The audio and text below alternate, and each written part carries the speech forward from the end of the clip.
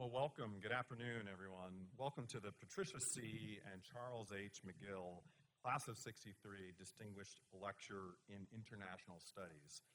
It's so wonderful to see so many members of the Trinity community gathered this afternoon for this lecture. And before we begin, I want to share that Charles and Pat McGill are unable to join us today due to a recent injury that Charles sustained. We were just talking on this side of the room of how important this lecture is to Charlie, and so he is thinking of us, and we will pass on his goodwill, our goodwill to him. At a moment when events around the world remind us how interconnected and how complex our global community has become, opportunities like this lecture are especially important. They create space for thoughtful analysis, for dialogue across perspectives, and for the kind of understanding that institutions like Trinity seeks to cultivate in our students and community. This program exists because of the vision and generosity of Patricia and Charles McGill. And Charles, as a member of the class of 1963, is a nationally recognized expert in mergers and acquisitions and corporate strategic planning. He has served Trinity with great distinction as a member of the Board of Trustees and the Board of Fellows, and received the college's Alumni Medal for Excellence in 1993. The McGills are also proud Trinity parents. Their daughter, Amy McGill III, graduated from Trinity in 1994 and now serves as a member of the college's Board of Trustees, which continues a family tradition of leadership and deepening the McGill family commitment to Trinity across generations. Through their generosity, Trinity was able to secure a matching grant from the National Endowment for the Humanities and to establish both this distinguished lecture and a visiting professorship that strengthens our international studies program. And even in their absence, we are deeply grateful for the McGill's enduring support and for the impact this program has had on generations of Trinity students and scholars. So thank you for all of you being here with us this afternoon. It's now my pleasure to turn the program over to Associate Professor of History and International Studies and Director of the International Studies Program, Seth Markle, who will introduce our distinguished speaker.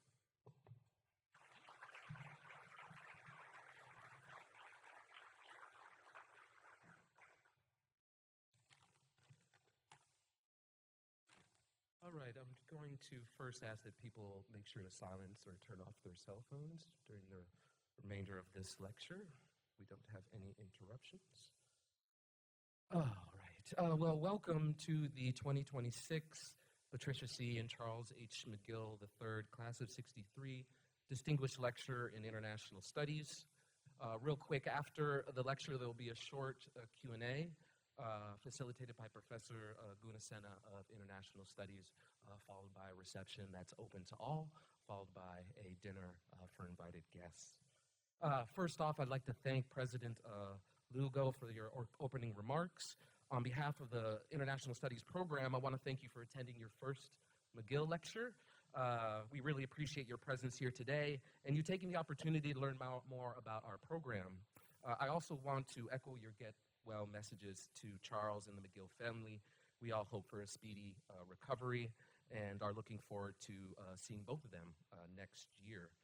And I would also like to express, I believe, gratitude to some of the McGill friends that have still come to the lecture today, and we'd like to thank you for your presence. One more expression of gratitude and thank you. I was hoping the International Studies faculty can raise their hand real quick and be recognized. Can we please give them a round of applause?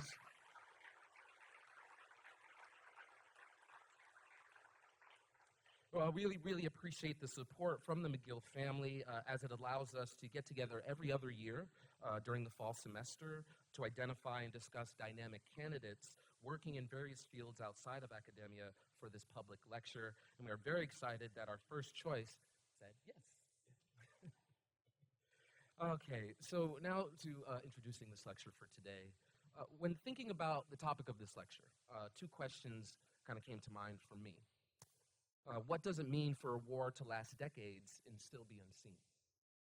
And in this contemporary moment of global connectivity and access to information, what determines visibility? I imagine our distinguished lecturer will answer this question and much more. Kholood Khair is the founder and director of Confluence Advisory, a think and do tank founded in Khartoum that works on three priority policy areas: peace and security, economy, and governance. In 2025, she was part of the inaugural Yale University Peace Fellows, working on inclusive peace in Sudan during its short-lived transition to democracy. She also hosted and co-produced Spotlight 249, Sudan's first English language and political discussion and debate show aimed at young Sudanese. For 2 decades, her career has spanned the fields of research, aid programming, mediation and policy in Sudan and across the Horn of Africa. She has written research and analysis pieces for several international publications and has provided analyses for research and policy institutions worldwide. She holds an MSc in Violence, Conflict, and Development from SOAS, University of London, and an MSc in African Studies from the University of Oxford. And I hope, can I share? She was recently, yes, okay, you're giving me the nod. And she was just recently accepted into Harvard University's mid-career MSc program in Public Administration at the Kennedy School. Yes. The title of her lecture is new, so I'm going to read it off here, but the title of her lecture is Sudan is Dead, Long Live Sudan, State Collapse and Civic Rebirth in the World's Forgotten Conflict. Please give a round of applause for Kholood Khair.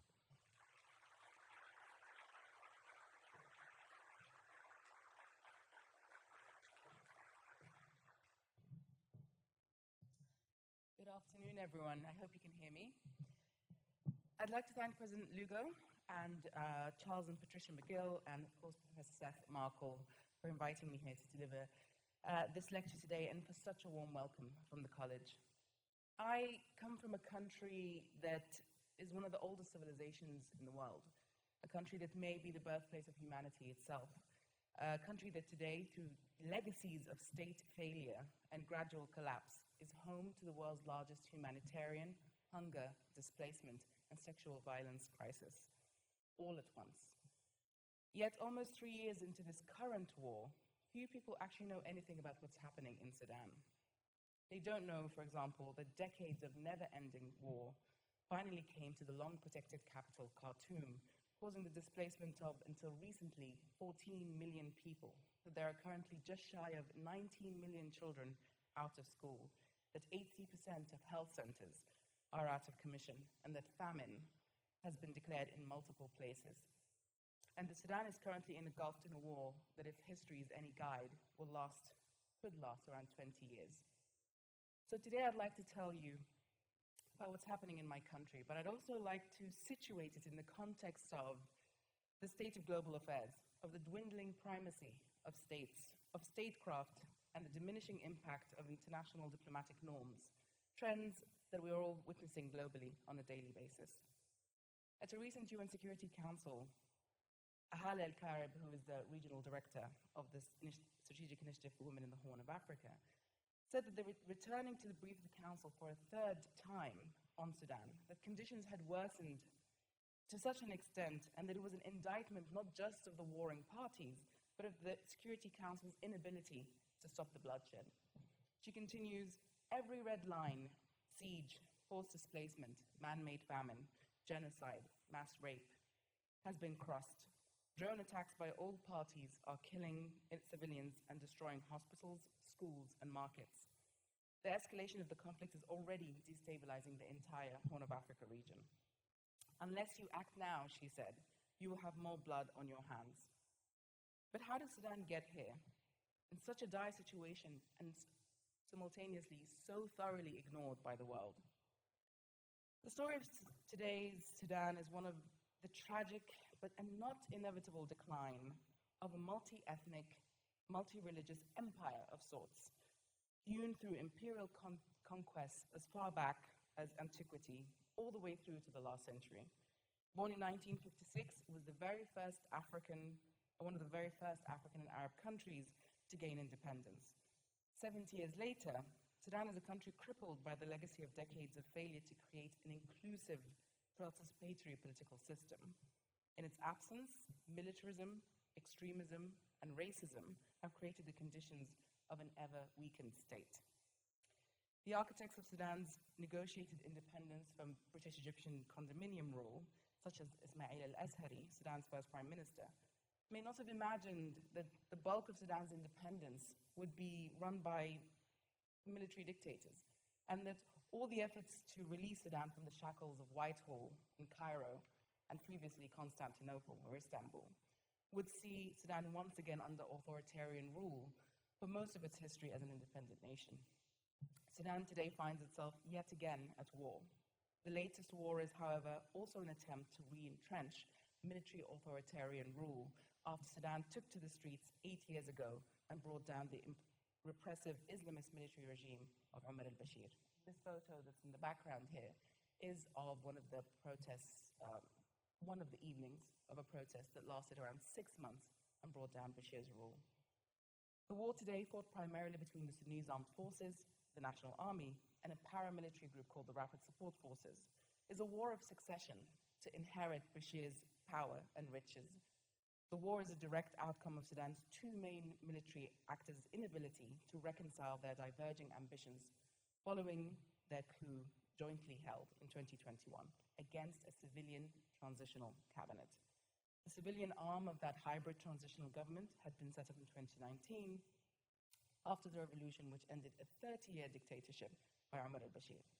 And during that period, the military security complex in Sudan, which included both the Sudanese Armed Forces and the Rapid Support Forces, vastly subordinated the civilians and maintained control over defense and large parts of the economy, and sustained as much of the Bashir-era kleptocratic regime and control over defense and large parts of the economy as possible.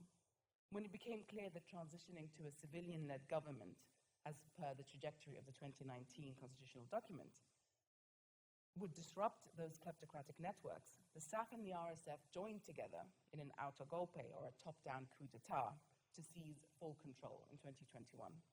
The aftermath of the coup also saw a resurgence of Bashir-era Islamists and ideologues into key ministries, notably foreign affairs and the intelligence agencies.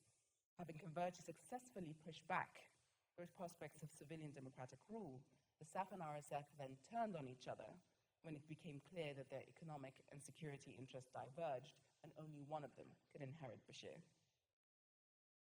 Sudan's war, therefore, should be understood as a counter-revolutionary conflict and a war between two powerful military groups that is waged on the bodies of civilians.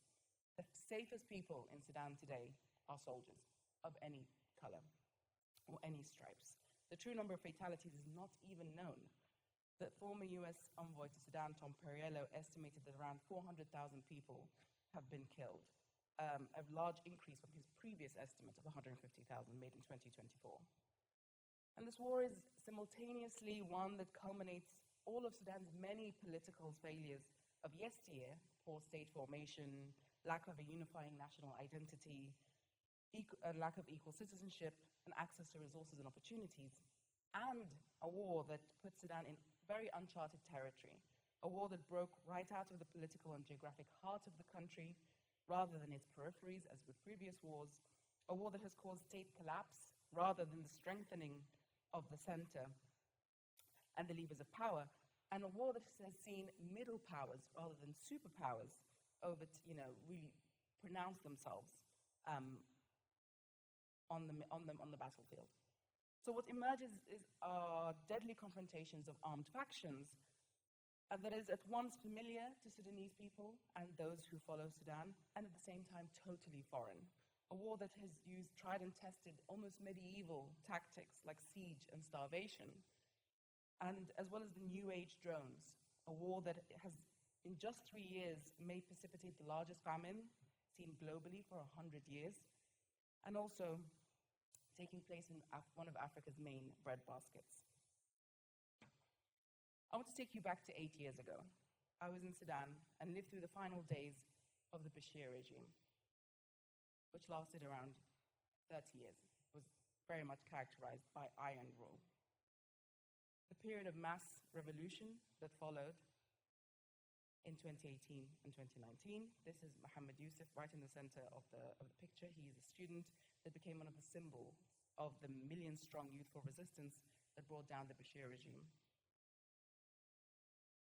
And the revolution was very much one that was led by, and in many ways was largely constituted of women, grown sick and tired of having to live under Islamist diktats.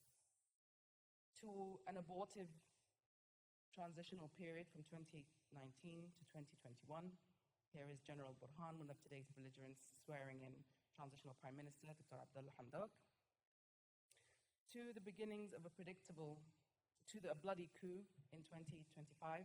This is General Burhan to the right, General Hemeti to the left. These are now the two gentlemen very much waging the war on Sudan. And finally, to the very predictable and devastating all-out counter-revolutionary war, which has been taking place since April 2023. The war that started on a very typical Saturday in Sudanese capital, Khartoum. People were visiting friends and family, going shopping for new outfits for the upcoming Eid celebrations, and planning to travel to their hometowns for the religious holiday in a week's time. The first reports of shooting came at 9 a.m. from the central southern part of Khartoum in an area called Sports City, an aborted development project intended as a pressure release valve by the regime for frustrated youth, the same youth who then toppled the regime in 2018. The overthrown Bashir regime had promised development and a building boom lubricated by oil money in the early 2000s and foreign investments from the East, China, and the Gulf. Instead, the regime devoured the finances for such a vision and left the Khartoum skyline jagged, scaffolding after scaffolding, a common reminder of the regime's unfulfilled promises. Khartoum was littered with the skeletons of incomplete buildings. With the war, it became littered with the skeletons, past masticated by stray dogs, with no one to grant them a dignified burial for years. The fighting between the Sudanese armed forces and the paramilitary RSF quickly spread to the airport in that first day and army headquarters, becoming the epicenter of the conflict. Both of these were only a street away from where I lived, in the older part of Khartoum, built during British rule, the center of an oppressive geography heavily maintained by subsequent post-independence, mostly military rulers. In those first days, panicked family members relayed the speech of senior army officials like a litany. The rebellion, as the SAF called it, would be quashed in 3 days. It wasn't. The SAF then assured the public that it would have it in hand within 2 weeks. They didn't. It has now been almost exactly 3 years of all-out war. In the run-up to the war, I, like many others, knew 3 things to be true. The war would start in Khartoum for the first time. It would not end soon, and it would devastate a country already teetering on the edge of collapse. Decades of mismanagement, war, repression, and hunger under the Bashir regime saw a well-organized grassroots movement unseat him in 2019. This deeply entrenched military regime was harder to oust than previous regimes, and stayed on throughout a short-lived transition as it did its best to undermine. Generals Burhan and Hemeti, the 2 generals at the center of Sudan's current war, had been brothers in arms and took over from Bashir as the number 1 and number 2 of a new military-civilian government in 2019, but soon grew fearful of what civilian rule could do to their pockets, their troops, and their necks. Fearful of a more transformative, just agenda that would dismantle the kleptocratic state, they quickly plotted a coup to undo whatever progress the revolution would achieve. But a coup cannot serve 2 masters, and a coup could never be consolidated with so much street opposition. The generals soon disagreed on more than they agreed upon, and a post-coup agreement became the death knell of their increasingly fragile alliance, and tensions came to a head on that fateful Saturday in April 2023. The most immediate shift after the war was how quiet the city suddenly became. The cacophony of a city of 5 million people had suddenly been reduced to an eerie silence, broken only by a jagged symphony, the staccato of bullets and artillery, and the intermittent thudding beat of heavy arterial bombardment.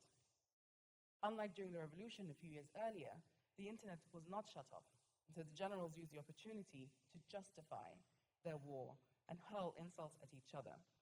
Many of us were glued to our phones to track how temporary ceasefire negotiations in the coastal Saudi Arabian city of Jeddah were progressing. Following failed ceasefire after failed ceasefire, there was a faint hope that the religious Eid holiday would see the belligerents set down their weapons and give people a chance to flee. But this was soon quashed. It was clear that these were godless men. The fighting quickly shut down the capital. The central airport was bombed, planes full of passengers hit, and the main thoroughfares of the city militarized and shut down. Escaping the epicenter of the fighting became more difficult as the hours passed. On the third day, a sudden and very loud roar resulted in the next door. Was the result of an explosion that shook almost all of the walls of my apartment. The house next door was bombed. The initial missile was soon followed by another, closer one. My landlady, an 80-something-year-old, quite unfazed by the missiles, casually remarked that the paramilitary RSF had frequented the house next door, often in the past few months. I soon realized that, unbeknownst to many of us in the neighborhood, next door had become one of the main residential bases of the RSF and would continue to be targeted. As army airstrikes were not always accurate, we made the decision to leave our homes there and then. Like many of her age, my landlady did not want to leave the home where her children were born. Fortunately, her children and grandchildren were able to convince her to leave, and they soon found themselves in the relative safety of Cairo, Egypt. A relative ease of traveling to Cairo in the first few weeks of the conflict is a very far cry from the desperate and costly journeys many now make to smuggle themselves into Egypt. The revolution's backbone, the grassroots groups like the resistance committees, had quickly recognized the geographic trajectory of the fighting and began evacuating Khartoum citizens to safer areas. There were fewer and fewer safe areas remaining in Khartoum, even in those initial weeks. The resistance committees graciously did the same evacuations for international expats, some of whom worked for the very same institutions that had, for years, and even after the revolution, relegated the resistance committees to mere youth groups, rather than the astute political actors that they actually are. The Khartoum landscape, once booming and with construction a decade ago, became more and more corrugated and desolate. Schools shut down, hospitals were attacked and bombed. Markets like the old Umdurman market and the popular Sha'bi market that had only days before been brimming with people buying outfits and gifts for the holiday were destroyed, and from the outset, people's own homes became no-go areas. All this destruction had a very simple aim: create a military confrontation to compel citizens to choose a military side to back, both of which were integral parts of the Bashir regime, of course, rather than allow for a genuine pathway for civilian rule to take root and flourish through re-energized grassroots activism.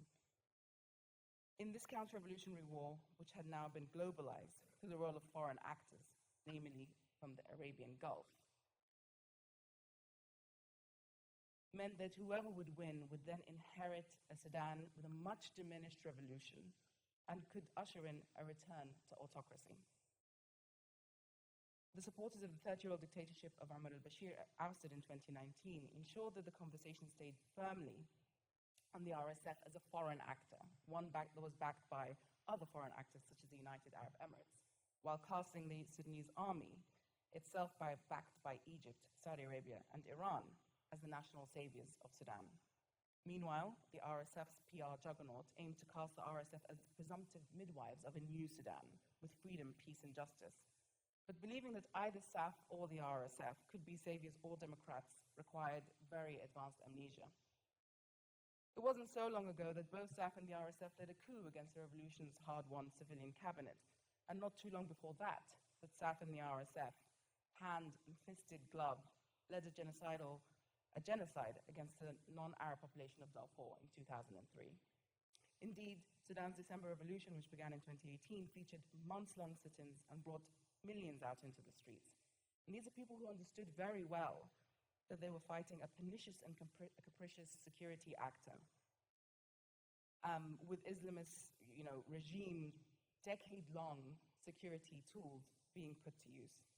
I remember very well the moment we heard that Bashir was deposed in 2019.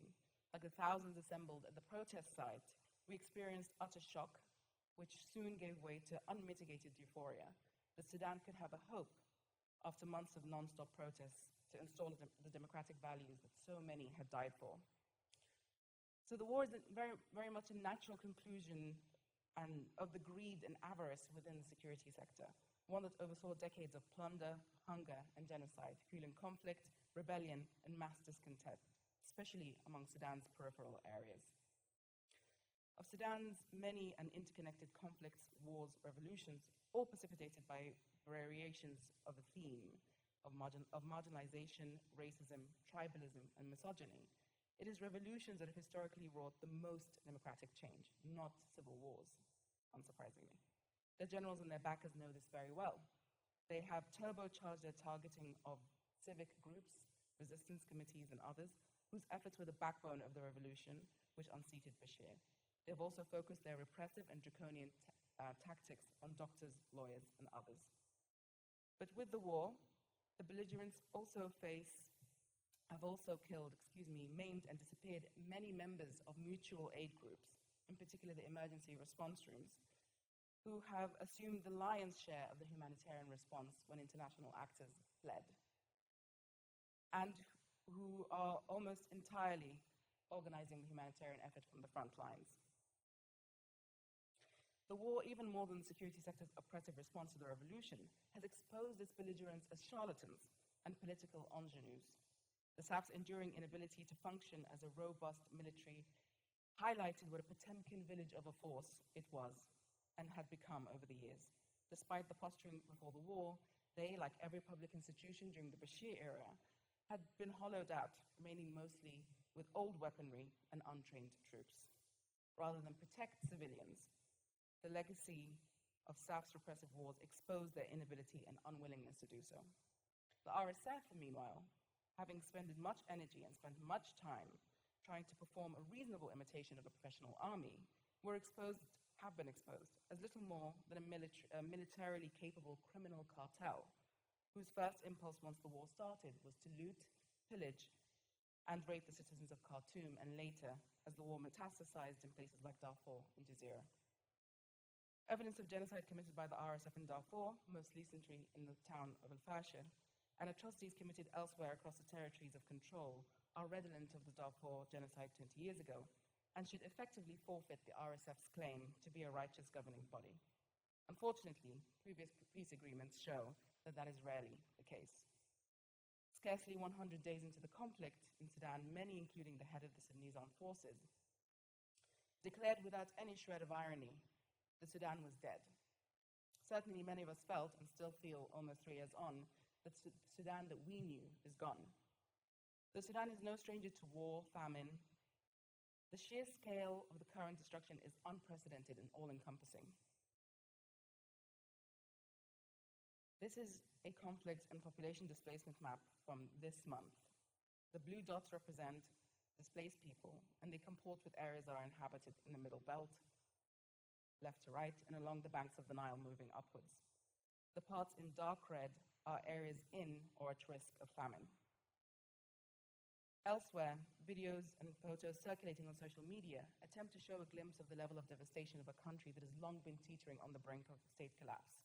Research shows that by this autumn harvest, millions of people could die of famine as a direct result of starvation policies employed by the RSF and the SAF that bar access to humanitarian aid, drown aid organizations in ribbons of red tape, and target frontline mutual aid groups for detention and arbitrary killing. Starvation, the belligerents know, is a cheap, hands-off, and effective way to kill as many people as possible. Over 10 million Sudanese people have been displaced by conflict and hunger, and towards their very distant rest began to trudge, taking a piece of Sudan with them. Many have not found that rest, even those like I, who are lucky enough to have dual nationalities and safe haven, cannot truly feel at ease, knowing the misery felt and faced by our people back home, caught up in the world's largest displacement crisis. For those lucky enough to find temporary respite abroad from the cacophony of artillery and bullets, they have entered precarity as refugees. One Sudanese refugee told me in the first year of the war that her neighbor in Khartoum, whom she fled with, herself a refugee from Syria, had told her, "Get ready to jettison all hopes of dignity." No safe routes exist for Sudanese refugees anywhere today. Neighboring countries like Egypt, Chad, and South Sudan have taken the most refugees, but there are also countries where the Sudanese face some of the most precarity. Kenya and Uganda have responded more readily to the influx, but have not created enough safety nets for those fleeing Sudan's war. Countries in the Near Abroad and the Gulf have availed very few safe passages for Sudanese to enter and stay, and refer to Sudanese fleeing sometimes as guests rather than refugees. Sounds nice, but it means denying them internationally mandated rights. This distinction, rather than precipitate a hearty welcome, instead strips Sudanese of internationally recognized refugee protections, such as the law of non-refoulement, sending them back, and has seen Egypt forcibly return refugees to the Sudanese border and charge the remaining Sudanese exorbitant fees to stay. So much for Arab hospitality. The warring generals and their mosaic of allied militias are holding Sudan and its future hostage. The RSF, through its scorched earth policies, the SAF and the Islamists allied to it, through their perpetual inability to put the national interest ahead of their own. Both forces believe that they can still win this war, and in the interim, both want to use military means to better position themselves as mediation season kicks off in June. Regional and international mediations that insist on pursuing an elusive ceasefire at the expense of seeking mechanisms for the protection of civilians show a fundamental misreading of the Sudanese political landscape, the motivations of the belligerents and their civilian backers, and consequently go nowhere. Meanwhile, grassroots resistance groups and their offshoots have held firmly to their pro-democracy agenda, calling for an end to the war and a return to a democratic path. This war has served as an unfortunate social and geographic equalizer, though many across Sudan had already known decades of war. No longer are Sudanese wars fought on the periphery, but now too in the center. All have now sampled the bitter taste of war. All now know its perils. But this war has also shown that above all, regardless of how chaotic civilian transitions can be, and how easily usurped hard-won revolution can be, militarism simply cannot solve Sudan's crises. Rather, it feeds them. The resistance committees, the emergency response rooms, and other civic groups showcase an indefatigable domestic commitment to the values and the objectives of the 2018 revolution. They seek genuine freedom, peace, and justice, not just some ersatz military version. Their solution for the coup and the war remain the same.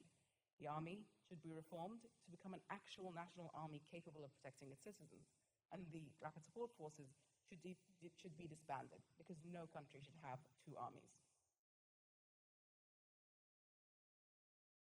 Above all, they and many across the disparate Sudans created by this war, the Sudan of the interior, the Sudan of the near abroad, the Sudan of the diaspora, demand civilian rule and genuine democratic transformation.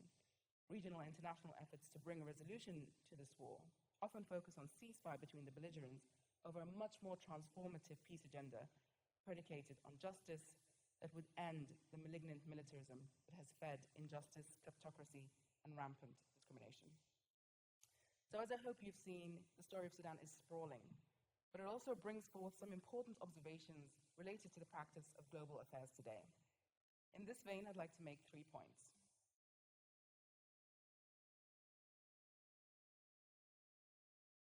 The first is that with a crisis this large, it's really a choice to ignore it. And a phrase that is often deployed by the media and international officials to describe Sudan's conflict is the forgotten conflict. If you Google Sudan's forgotten war, you'll see a deluge of articles and think pieces that have not only surrendered to this classification or this narrative, but have embraced it. But Sudan is not forgotten. It is purposefully deprioritized. The deaths of its people by proxies of powerful Western allies rendered an inconvenience. But even if it were forgotten, it is the very deployment of this phrase, the forgotten conflict, a convenient vernacular, which gives permission to keep forgetting Sudan. After all, the conflict's already deemed a forgotten one by the time that very phrase is uttered. So really, what is to be done? And if this were not already a sufficient abrogation of responsibility, it has also led to a curious development. Simply calling for action has become an end to itself, without ever having to commit practically to achieving any actions. Consider, for example, the words of the United Nations Security Council members at a recent council meeting. Here I'm reading from the press statement. On the dismal humanitarian front, China's representative called the international community to, quote, responsibly honor their funding pledges. the representative of the Russian Federation, also expressed concern that, quote, a little bit more than 1/3 of the humanitarian response plan has been covered last year, end quote. Moscow rejected the manipulation of food security. Greece's delegate also said that while such aid is essential, it, quote, cannot substitute for a political solution, end quote. And Bahrain's delegate called on the Security Council to ensure the unhindered delivery of humanitarian assistance. Echoing that call, Somalia's representative, also on behalf of the Democratic Republic of the Congo and Liberia, the other African members of the Security Council, urged the Council to, quote, activate its tools, to, end quote, to promote accountability and deter further violations. Quote, when the truth can be documented from orbit, here referring to the atrocities that took place in Al-Fasher last year that were followed very much by the Yale Humanitarian Observatory, and when destruction is visible from the sky, then impunity on the ground becomes indefensible, he stressed. This is the Somali representative. Quote, the level of absurdity should shock the conscience of this council and all member states into action, end quote, added Denmark's representative. While Panama's speaker said that the testimony from the Sudanese representative, who's allied to the armed forces, reveals that, quote, sexual violence is deployed to sow terror, end quote.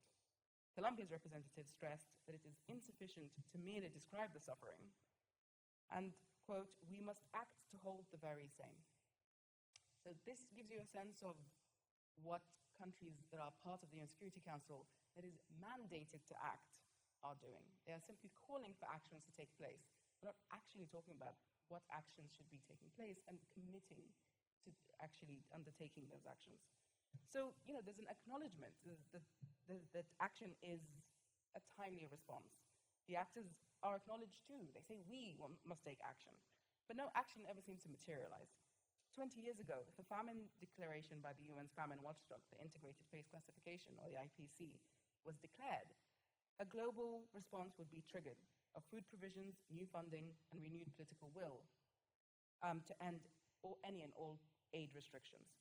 Today, there is no dedicated global response to famine in Sudan. Sudan's humanitarian budget is perpetually underfunded. I think we're at around 16%. And there's only ad hoc engagement to ease aid restrictions placed by the belligerent parties. 20 years ago, if genocide had been actually assessed to have taken place, which is the case, even through a political rather than a legal assessment, international justice mechanisms would be triggered, such as the early 2000s Darfur genocide that saw the UN Security Council refer the case of Sudan to the International Criminal Court, leading to 5 indictments, including one of the sitting president at the time, Omar al-Bashir. So what is the difference today? I'm sure that many of us are familiar with Gramsci's observation made 100 years ago, that the old world is dying and the new world was struggling to be reborn, which he concluded brought around a time of monsters. We seem to be living in an interregnum at the moment, with the demise of the post-1945 world order, the demise of the efficacy of institutions and of any semblance of commitment to universal global norms. The American journalist Anne Applebaum wrote this after returning from a trip to Sudan last year. The end of the liberal world order is a phrase that gets thrown around in conference rooms and university lecture halls in Washington and Brussels, she writes. But here it is not theoretical. The disappearance of any form of international order has left Sudan, and the focus of intense competition amongst middle powers, here she means specifically the Gulf states, countries that send money, weapons, and influence, not to stabilize the country, but to shape the outcome of the war. As the old rules and norms fall away, she warns, they aren't being replaced by some new moral and legal structure. Rather, they're replaced by nothing. This is true for Sudan as it is in other global contexts.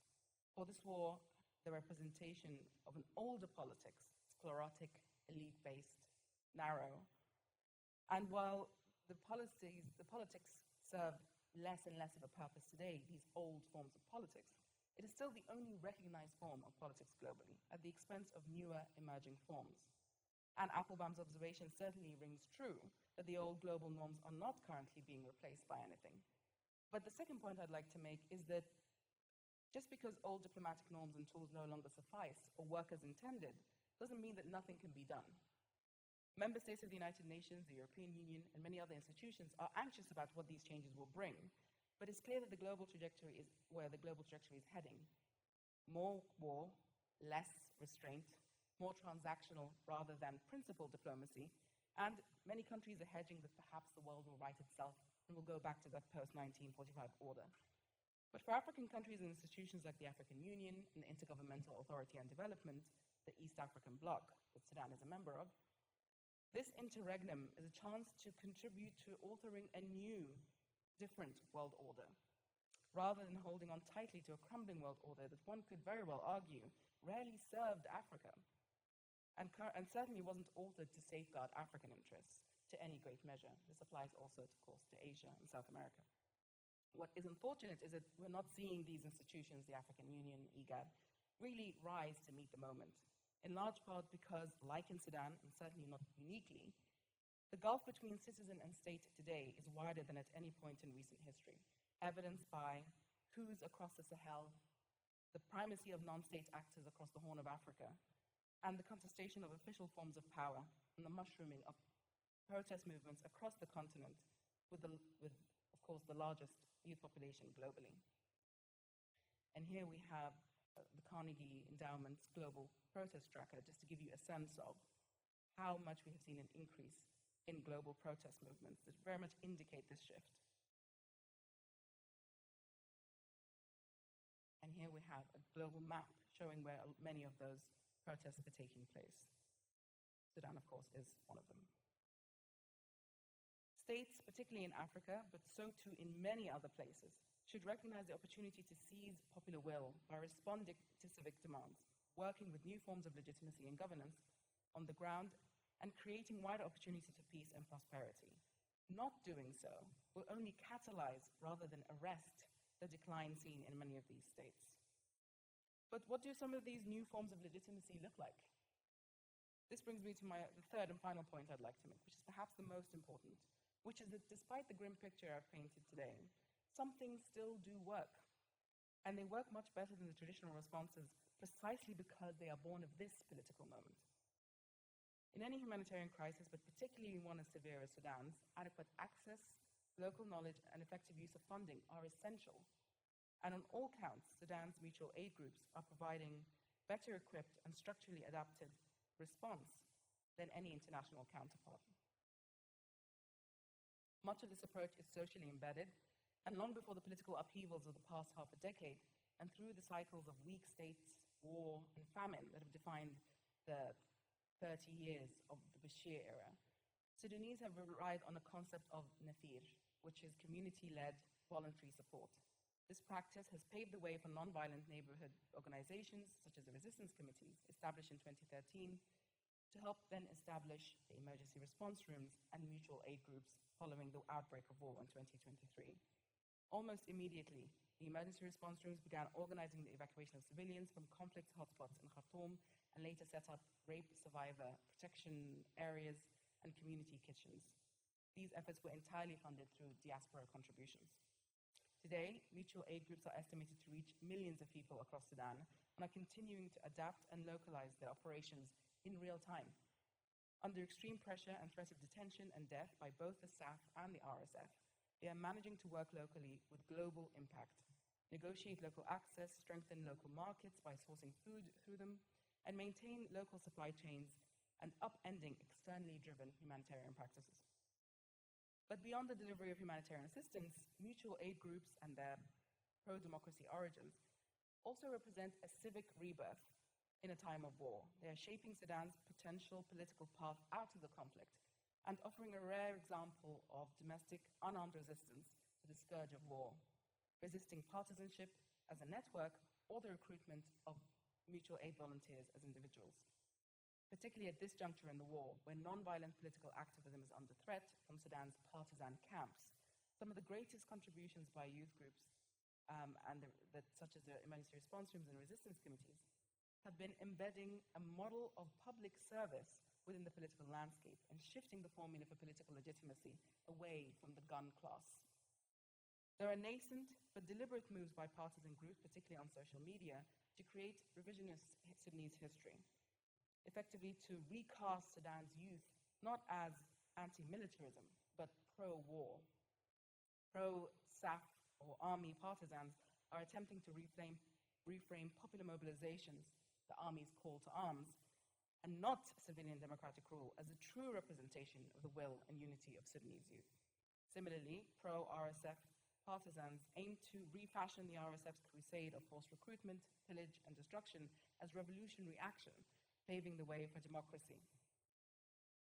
Neither narrative is particularly convincing, of course, but that has not hindered their staying power. And mutual aid groups have been very clear in their non-partisan stance, which is as practical as it is principled. It is practical because it allows them to function across the political divide. Looking to the future, mutual aid groups see a natural progression from group and not individual provision of aid to national recovery and peace building, affirming that when Sudan begins rebuilding and reuniting in peace, the camaraderie, capacity, and organization of mutual aid groups will be the foundation of conflict resolution, democratic transition, and accountability in public service. This is long overdue. But mutual aid groups in many ways are also modeling the state and its functions, protection, service provision, infrastructure provision. And for this reason, mutual aid groups have been detained, arrested, disappeared, and killed by the belligerent parties, who have sought every means of curtailing their work, without, of course, themselves providing these services. But mutual aid groups can't do it alone.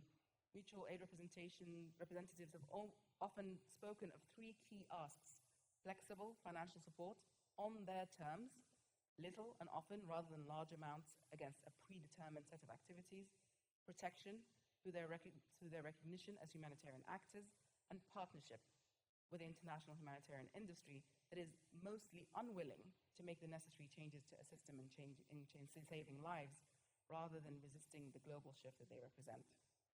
Some efforts towards this have already been made.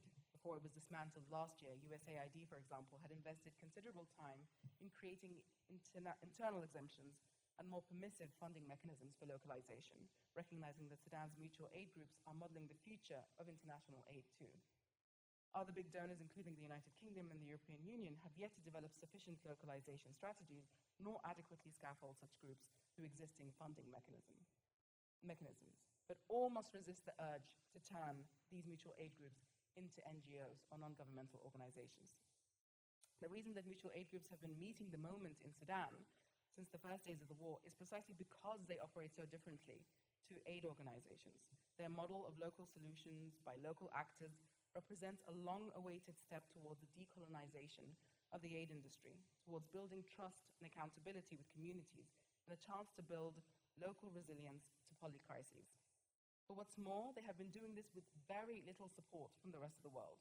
And that must change if Sudan is to have any hope of resisting the militarization, ethnicization, and partisan politics that's ripping its people apart. Mutual aid groups can be supported at sites like Mutual Aid Sudan or the Sudan Solidarity Collective, which provide local soup kitchens with funding to provide food. They provide post-rape care and evacuations, amongst other things.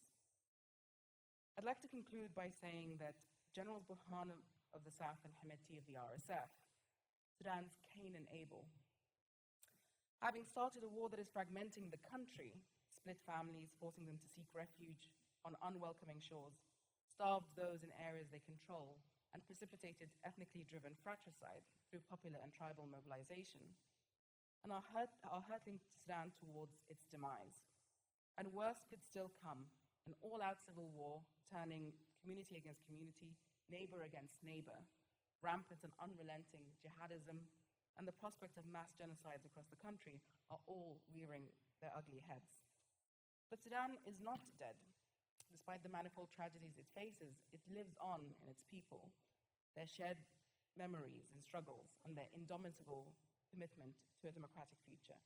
We must believe that Sudan can regain all the good that has been lost and make room to shed the unholy trinity of racism, kleptocracy, and militarism that has blighted its path to democracy for decades. That path is still being built under the rubble of every bombed-out building, in every nourishing bowl of food a communal kitchen prepares, and with every Sudanese refugee vowing to return. The work of the global community, institutions, the media, academia, solidarity groups, and global civil society must be to prioritize making this a reality and choose to underwrite an emerging global order that delivers future societies from the time of monsters. Thank you.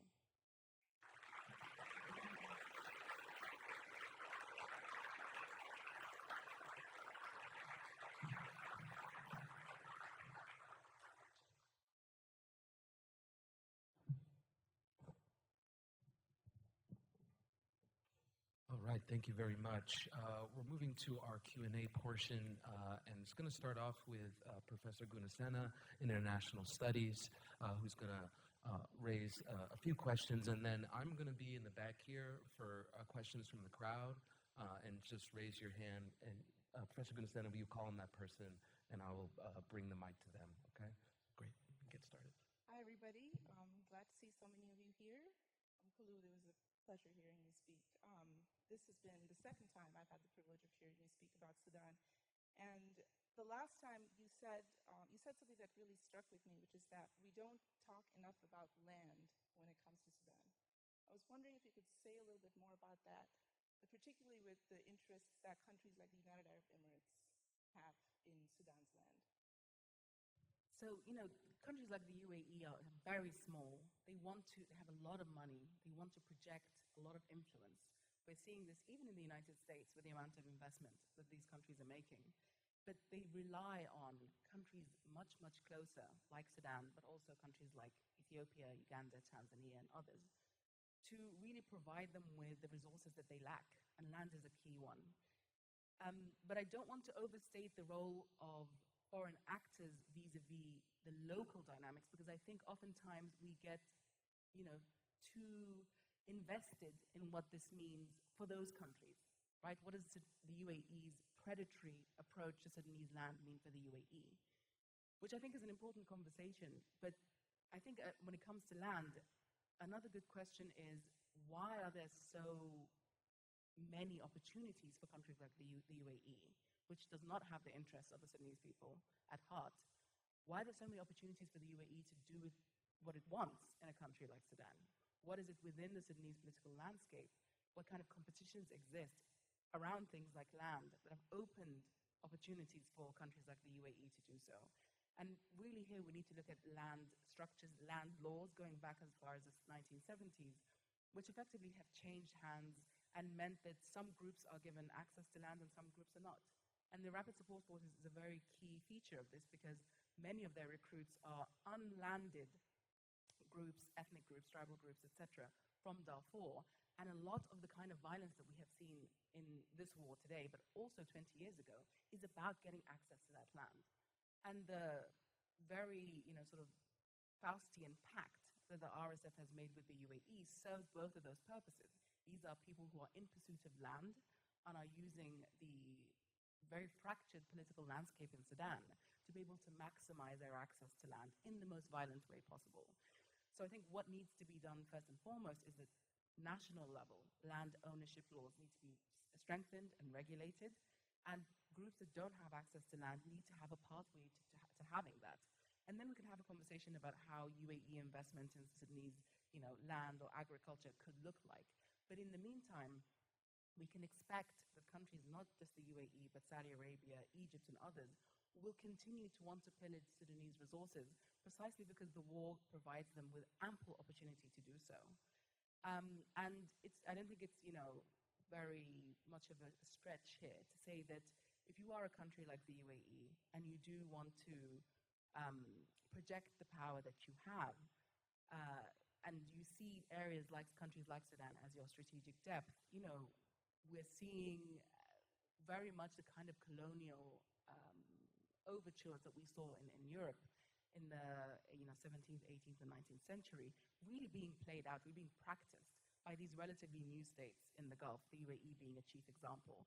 And the UAE has been investing in, you can call it investing, but it has been engaging in Africa, not just in Sudan, across the Sahel, across the Indian Ocean coastline for decades now. And this makes it very difficult to have a conversation around how do you extract the UAE's predatory reach into countries like Sudan, when for them, they see this as a long-term investment that they're not willing to give up. but we're not even having that conversation right now because the UAE to this day continues to say that it's actually not at all invested in Sudan. It's not at all, or I should say, it's not at all involved in the conflict in Sudan, even though the New York Times, the Washington Post, and various different think tanks have all done extensive research that shows just how frequently the UAE is sending weapons to the RSF, just how much they're providing political cover at the international level, including when they were part of the UN Security Council up to 2024, for the RSF in order to be able to continue pillaging and carrying out acts of atrocity. Thank you. And I'm going to ask you one more question before I open to the audience, who I'm sure also have many questions to ask you. But you talk about having sort of hope in the future of sort of democratic change and possibility in Sudan. And I was wondering, in your conversations with youth in Sudan and these resistance communities, where or how are they defining what democracy in Sudan look like, and what are some of the influences they're drawing from? I'm thinking of sort of Sudan's own sort of revolutionary history, even in the Mahdist era, and I'm really curious about how Sudanese youth and resistance groups are defining and characterizing what democracy looks like for them. It's a very good question. I would say that actually globally what we're seeing is the center of gravity of conversations around democracy are no longer happening in the global north. They're actually happening in countries like Bangladesh, like Nepal, like Sudan, like Kenya, like Nigeria, where we're seeing a wellspring of what is often referred to as Gen Z protests. But oftentimes these characterizations don't make sense. If your country is mostly young people, then it's not a Gen Z protest, it's a protest of the majority. And I think we need to start looking at these protests through that lens. What we're seeing in places like, for example, Sudan, when it comes to what is democracy, actually how is it defined, I think there's an understanding that, one, it doesn't need to look like it is defined in the West. Two, it can be a work in progress. And three, that it's actually a daily practice rather than the set event, for example, elections every 4 years. It is not seen through that kind of rudimentary framework, but much more as this is something we practice every day. And I think the protests are the first sort of practice of democracy, if you will. And I think this ease with a much more ambiguous, in many ways, definition of democracy is actually what allows for so many to sign on to it.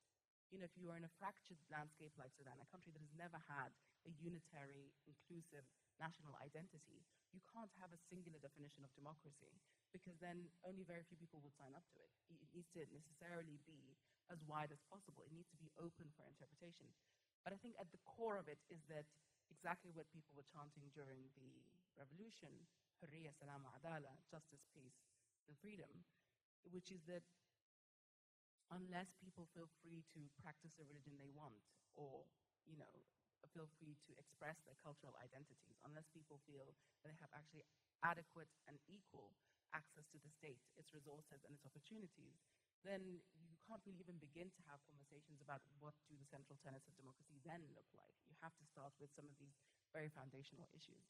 And what's interesting about Sudanese youth groups versus, sort of elite forms of power like political parties or military groups, etc., is that they see things in a much longer time horizon. Of course, owing partly to their age, but also I think they understand that this is something that needs to be built communally over time. It is not something that needs to be set in stone at the outset.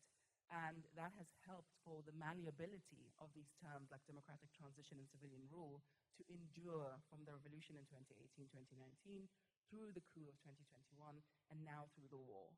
I think what's really interesting is also the reframing of redefining of the idea of peace. Because Sudan has had many wars, it has had many peace agreements, and those peace agreements did not bring peace. If anything, they brought the foundations of the next conflict. And what is happening right now on the ground is a real-time exploration of, rather than peace, liberation. Liberation from militarism, liberation from the predatory overreach of Gulf actors and others, liberation from globalized forms of oppression that also play out in Sudan. And that renegotiation of some of these terms that I think sometimes we take for granted when we speak about is I think, exactly what keeps that center of gravity very much alive in places like Sudan. Thank you, Kholood. We would like to open to questions from the audience. So if you have a question, please raise your hand.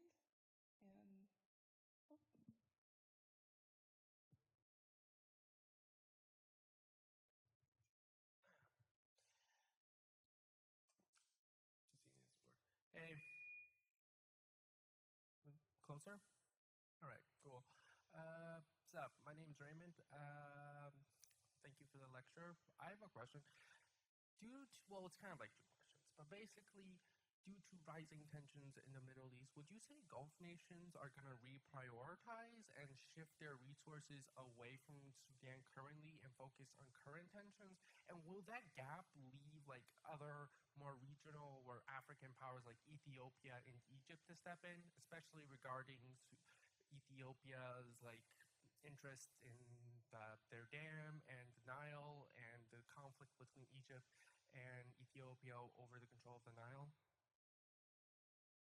Great question. The answer to your first question is no. I don't think that the Gulf countries being otherwise engaged at home is going to detract from their attention that they're giving in places like, or their investments or their involvements in places like Sudan. And the reason is that it's manifold. One is that if you look at what Saudi Arabia is doing, which is that its oil refineries are being bombed by Iran on the Persian Gulf, and it's diverting its oil towards the Red Sea, which is also where Sudan is a literal state.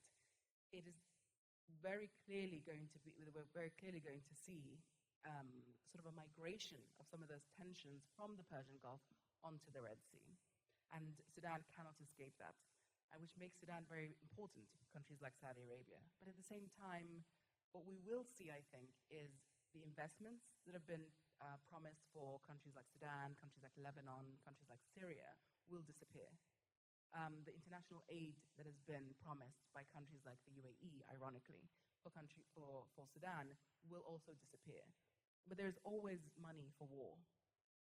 And so those investments, as Gulf countries see it, in places like Sudan, in places like Ethiopia, Eritrea, etc., will probably continue. And in fact, Le Monde, the French newspaper, recently came out with an article saying that the U.A.E. has not stopped its flights from the U.A.E.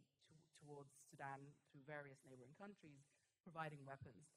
What has stopped, of course, are passenger flights and everything else. So I think it goes to show even now, less than a month into this war, that this is definitely part of the same ecosystem.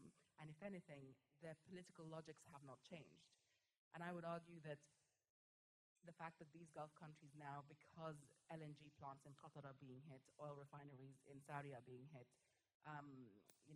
export sites in UAE are being hit, the economic lifeblood of these countries is being hit, and they know it's going to take several years for their GDPs to recover, that actually then the Red Sea and Red Sea basin countries become even more important as part of that recovery, as part of their international influence in those areas.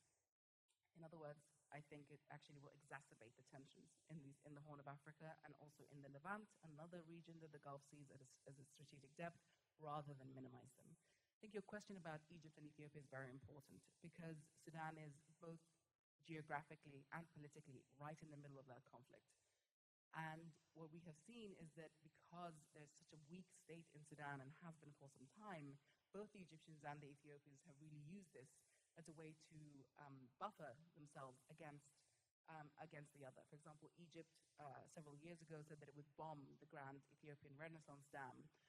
It didn't in the end, thank God, but that kind of rhetoric, I think, is hurtling us towards potentially a confrontation between Egypt and Ethiopia, and guess where that's going to take place?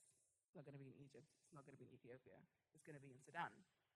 The Sudanese Armed Forces is backed by the Egyptians, the RSF is supported by the Ethiopians, who of course are also supported by the UAE, and this is one giant ecosystem where the interests, sometimes the national security interests, that's how they're framed, of these countries is going to be playing out. The competition amongst that is going to be playing out in a country like Sudan, which is already seen to be, frankly speaking, a country that where regional actors can sort of try their fortunes and try to maximize their political positions in this current political time of economic and political tumult.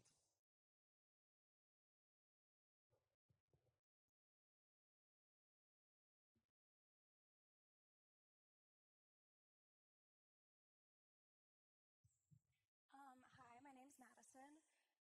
My question was just could you talk more about how women are treated in Sudan?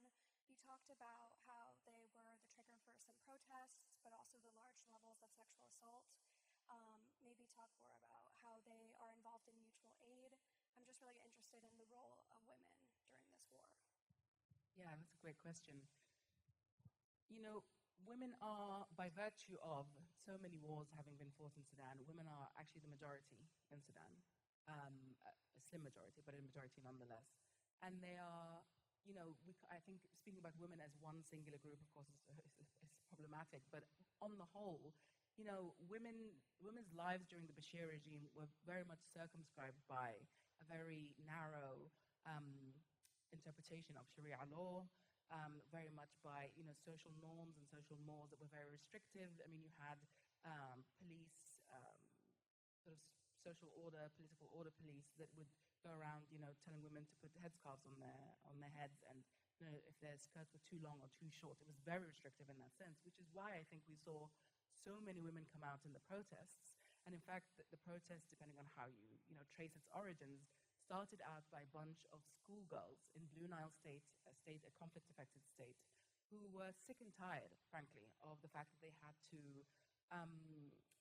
you know, deal with all these social and political and economic pressures as even as school children. And they really triggered much of the I think, frustrations to turn into mass nonviolent protests. And women have always had a, you know, sort of a very prominent position, I would say, despite the restrictions in Sudanese society. You know, one of the first members of parliament in any Arab or African country is a Sudanese woman called Fatima Ahmed. And she, in 1965, you know, sort of really tried to sort of, you know, chart a path, and it has not been, you know, I would say by any means easy. But what we're seeing today in the war as it is being prosecuted, particularly by the Rapid Support Forces, is a sexual violence crisis that I don't think we've ever seen before in Sudan.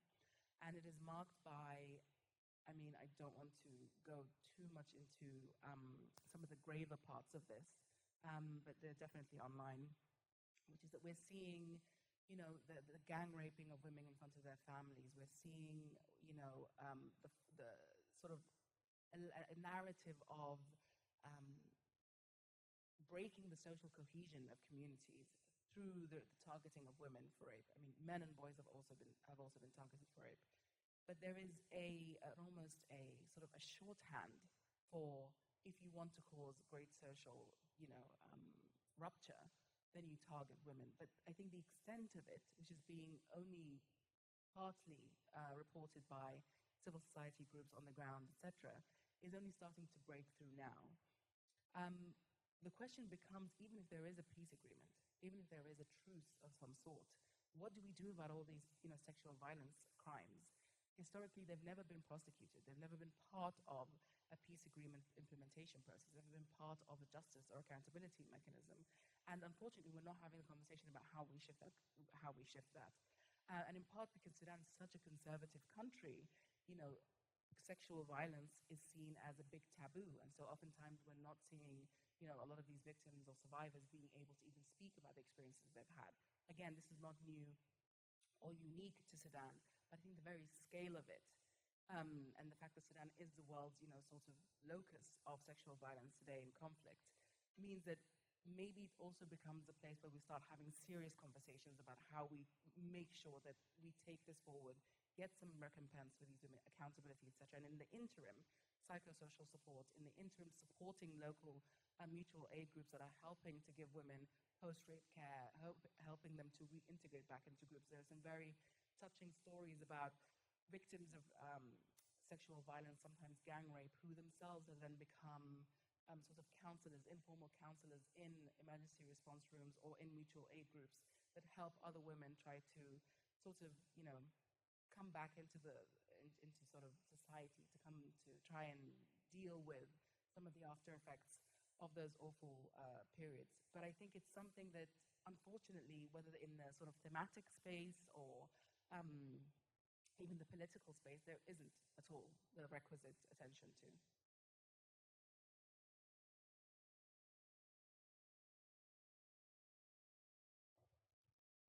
Hi, my name is Kwani. I wanted to ask about, we know millions of people who left like Sudan. I'm I'm sorry, would you mind holding the microphone a bit closer? Thank you. So yeah, can you hear me now? I can, thank you. Yeah. So my name is Kwani. I was like, there are millions of people who left Sudan like 30 years ago, thinking they were gonna return, but it's now 30 years. They have never been.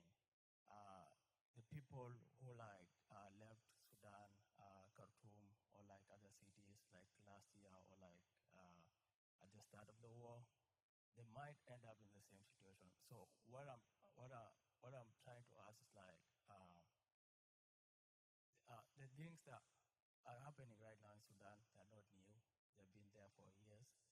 So with your insight on like the situations that are happening and like with like how like the talks that are gonna happen in June, do you mind like sharing like is there like a situation where like a structure can be reached where like Al-Buran or Himiti are not gonna be part of like they're not gonna, because if you're part of what's affecting Sudan, I don't think they should be the part of the future. So are they willing not to be part of the future despite all the things they have done and the stake they themselves have put into this? So if you can highlight how the talks are gonna look like. So thank you. Yeah, sure.